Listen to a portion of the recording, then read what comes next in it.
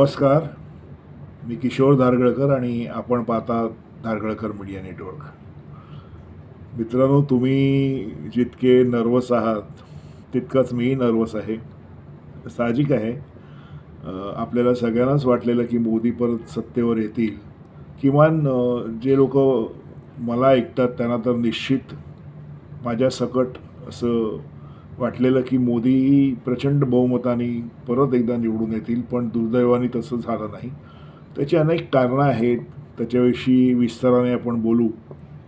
आज मात्र मला एक दोन गोष्टी तुमच्याशी बोलायच्या आहेत.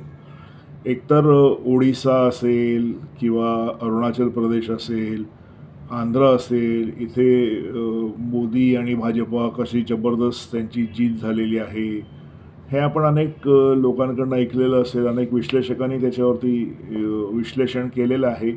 महाराष्ट्रात आणि उत्तर प्रदेशमध्ये भारतीय जनता पक्ष कसा हरला वगैरे वगैरे, ह्या सगळ्या गोष्टी ची चर्चा भरपूर झालेली आहे. त्याच्यामुळे मी ते रिपिटेशन टाळतो आहे.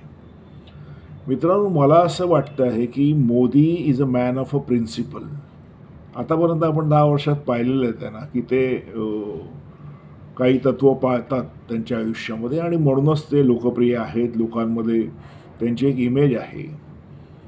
मला असं वाटतं की हा जो मॅन्डेट त्यांना मिळालेला आहे तो मोदींना नक्कीच सुखावणारा नाही आहे.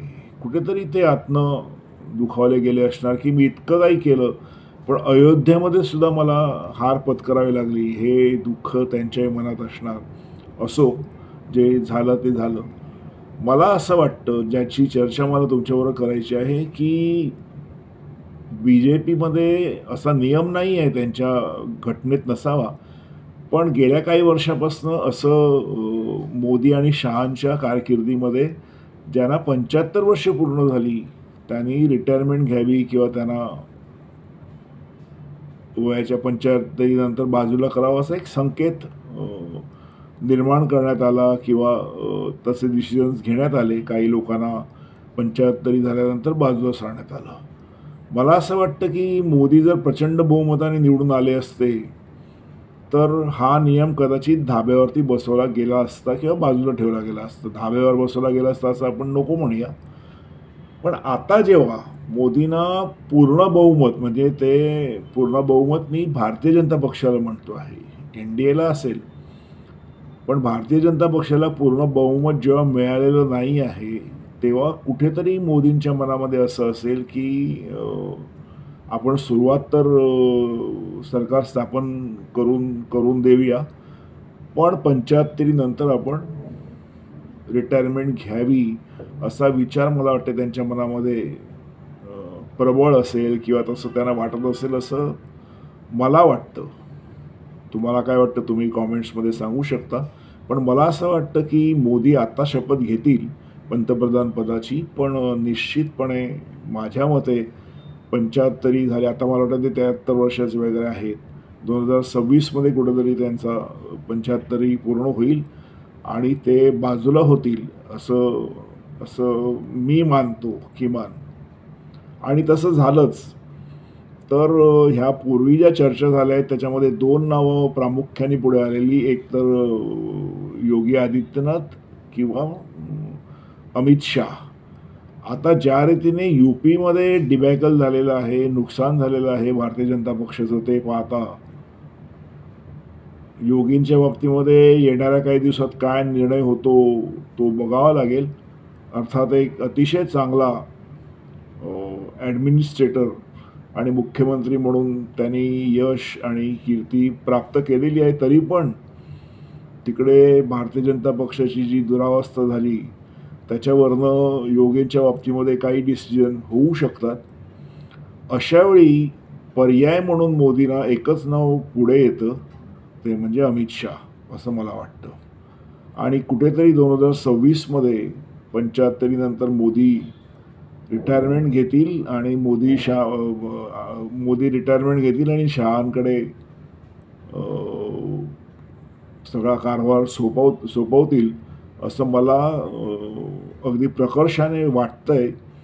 याचं कारण असं आहे की हे जे कोअलिशन गव्हर्नमेंट आहे ते कोअलिशन गव्हर्नमेंट चालवायची जी काही त्याच्याकरता जी कसरत करावी लागते ती शहा आधीपासून करत आलेले आहेत. म्हणजे आपल्याला माहिती आहे की डे टू डे ज्या काही गोष्टी होतात त्या बहुधा मोदी त्याच्यात लक्ष घालत नाहीत.